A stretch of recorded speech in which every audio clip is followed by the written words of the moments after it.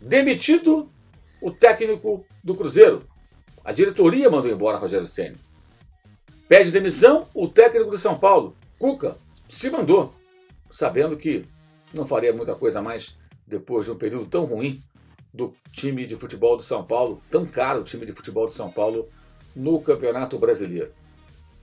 E não demitido, mas com escoriações, Oswaldo de Oliveira, depois de discutir ali à beira do campo com Paulo Henrique Ganso e perceber que a torcida estava com o jogador, com o camisa 10 e contra ele, no empate 1-1 entre o tricolor carioca e o Santos, do Maracanã.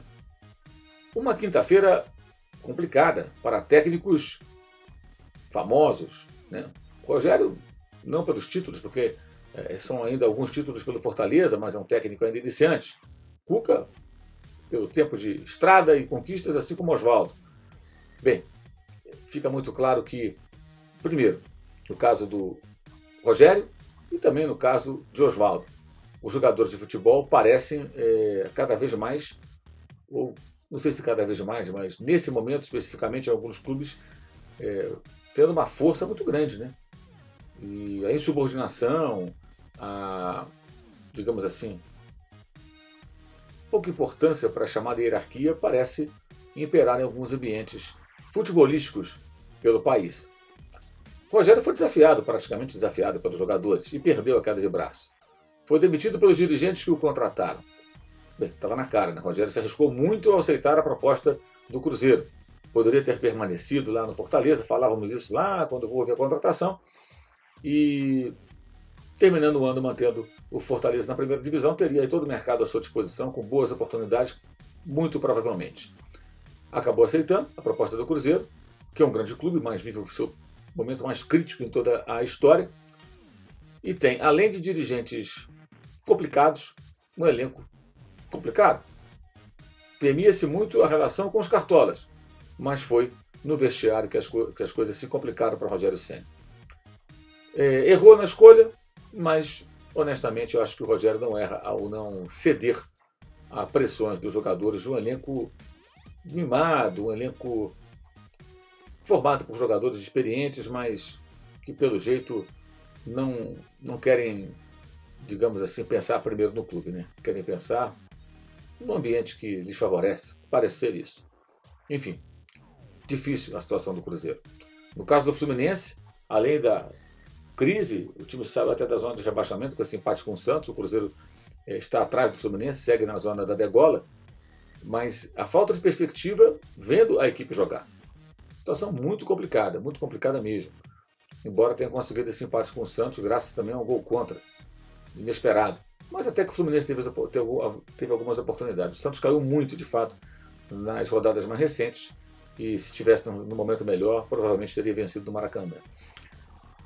E quem estava no Fluminense vai para São Paulo, é Fernando Diniz. Vai para o lugar do Cuca, que de fato fez um trabalho ruim no São Paulo, que tem um elenco muito caro, um elenco de ótimos jogadores até. E com isso o Fernando terá a oportunidade de fazer um trabalho novo. No entanto, não acredito que seja um trabalho mirando 2020. O que o São Paulo espera é a vaga na Copa Libertadores. Se Diniz consegui-la, vai trabalhar desde o início do ano que vem. Se não for capaz de levar o São Paulo a essa classificação, não sei, dificilmente seguirá no clube na temporada de 2020. Em janeiro, o São Paulo já estará com outro técnico, muito provavelmente. Diniz vai mudar radicalmente a forma de jogar da equipe do São Paulo. Eu acredito que pelas lições que teve no dia a dia, no trabalho, nos erros e acertos no Fluminense, seu clube mais recente, poderá fazer até coisas diferentes. E tem um material humano melhor à sua disposição, inegavelmente. Mas ele precisa de tempo para treinar. Terá tempo nas semanas livres que o São Paulo conta durante períodos em que tivermos jogos por outras competições. No entanto, essas semanas livres ficaram mais lá no passado recente, nesses últimos meses. Porque agora, tirando essas semanas de jogos de Libertadores, como na semana que vem, e depois no final de outubro, né, são jogos de Campeonato Brasileiro, quarta, domingo, quinta, terça, sábado, enfim, segunda, mas é jogo meio de semana e final de semana.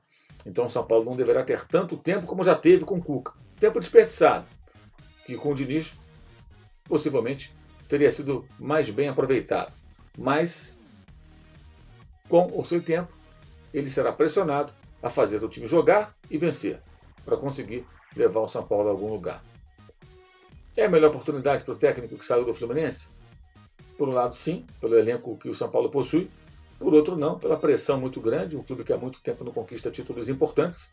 E, principalmente, pelo fato de que tem um objetivo no curtíssimo prazo, que é levar o time a Libertadores, numa disputa muito acirrada com outras equipes.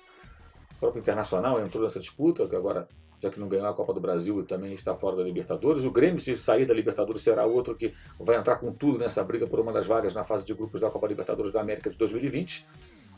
Então tem toda essa pressão e o tempo para treinar, para ajustar a equipe, não será aquele que o Cuca teve nos últimos meses. Lembrando, todo o período de preparação da Copa, durante a Copa América, né, quando os times ficaram se preparando para a volta do Brasileirão, e inclusive um período de cerca de 2 semanas que o São Paulo teve, quando o Atlético foi jogar a antiga Copa Suruga, o Atlético Paranaense, né, lá no Japão, e adiou o jogo com o São Paulo, fazendo com que o tricolor tivesse aí cerca de 14 dias livres para treinar. Então, somando isso tudo, deu 50 e poucos dias e não adiantou nada.